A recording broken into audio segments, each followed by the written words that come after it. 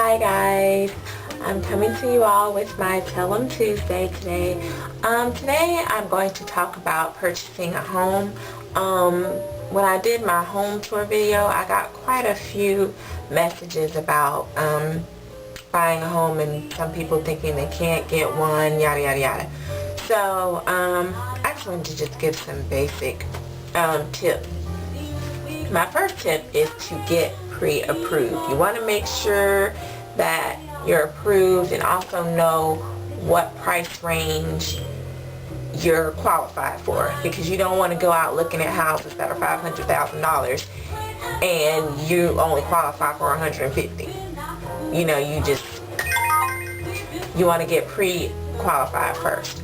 Also, do it with more than one bank, because I know for me personally, every house that I really liked, because I only looked at new construction, I was not interested in a resale. I just had issues with thinking of someone else, taking a bath in my tub and all this. So I only looked at new houses. And so basically, a lot of times when you go through the builder's preferred lender, you get little kickbacks, like, they'll pay your closing costs, or they'll give you a bonus, or, things like that if you go with their bank, their preferred lender. Like some had Wells Fargo, some had Optium, different banks. So every house that I really liked, I went on and applied to their preferred lender, and was approved. But the weird thing was, I was getting different amounts, like with different banks. Like different banks said I qualified for one amount, and another bank said. I was like, okay, what the hell? It didn't really matter though, because this leads me to my next point.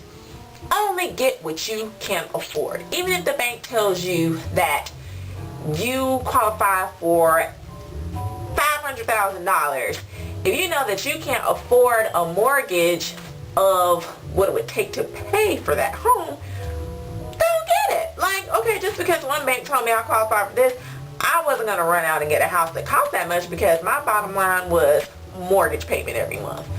I need my mortgage payment to be X amount, no more. Because I didn't want my mortgage to affect the rest of my life. Like, I'm paying a ridiculous mortgage just so I can have this extravagant house, and then I can't go out to eat, because I'm trying to pay for my house.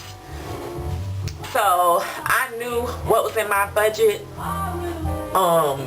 and I wasn't going over that. I didn't care what the bank said. So you need to make sure you know what you can afford on a monthly basis. That's also a large reason why people foreclose, is because they went out and got houses that the bank said that they qualified for, but in essence, they couldn't afford it. So you have to be responsible for yourself and know what you can afford, regardless of what somebody on the outside is saying, and get what is within your means. Live within your means. Also, once you find a place you like, drive around that mug at night. Drive around, scope the neighborhood, make sure ain't no questionable activities, questionable people. Walk around, do a drive through. I did. I sure did a couple of nights. I came right on up and through, making sure wasn't nothing suspicious looking going on. Also, make sure your real estate agent, if you have one, pulls comps, to see how much other houses have sold for in that area, because you don't want to pay what they're asking if the house next door, sold for significantly less and they're pretty much the same type house. You don't want to do that. So then you need to negotiate with the seller. So you need to make sure you have that information, as a bargaining tool. Like I said, for me, I only looked at new, so there wasn't as much bargaining at that time, because back then the housing market was booming. And so if you were looking at new construction, pretty much you were just going to pay what they were asking. I mean, it wasn't, too much negotiating because it was a new subdivision, so they didn't really have any equity or anything built in yet, so you really couldn't get a good idea of what people were paying previously because it was new. So it was like whatever they asked, pretty much you paid. So yeah, but I've had my experience with the new house, so now I'm good. I will probably not get new again unless like I built it or something like that, but for my first house I just wanted it new. I wanted that no one to have used anything in the house, I just wanted it just brand spanking new. So that was just a little hang up I had, but now I advise to get something that is a resale that's fairly new, but foreclosures are like awesome right now because a lot of them are in good condition. You really would want to check those out because a lot of times any repairs that are necessary, you can get the bank to do or write into the deal, so okay, something happened with my camera. Anyway, I don't know where I left off, but basically check into foreclosures.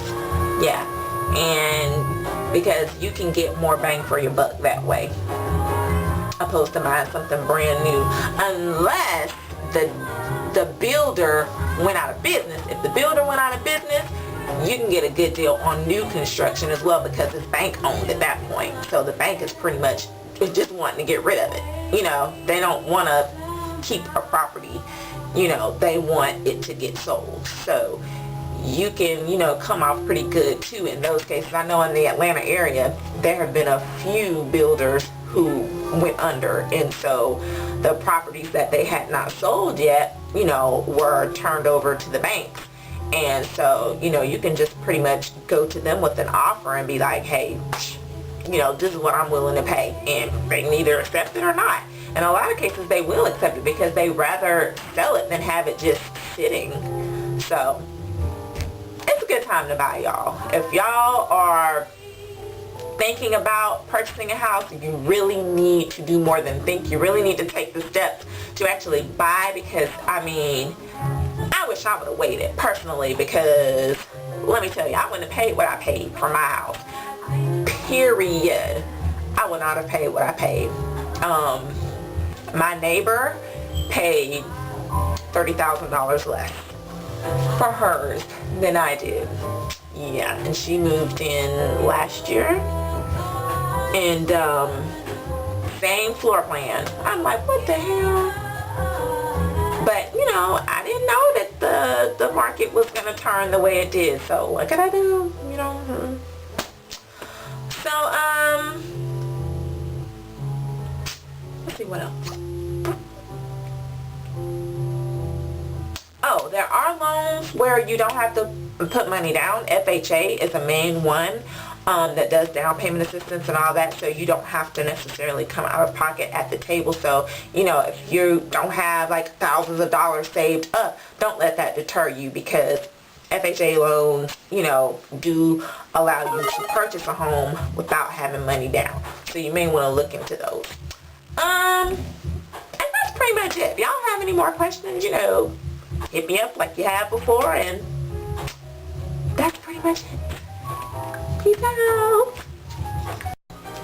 Also, you all, if you don't have a lot of money saved or put away, a good option would also be buying new, because if you buy a new home, the builder guarantees it for at least a year or 2 years, and then you can get an extended warranty, which I got, where if anything goes wrong after the builder warranty is up, the extended warranty kicks in, and so anything that you need done, you only have to pay a $50 deductible.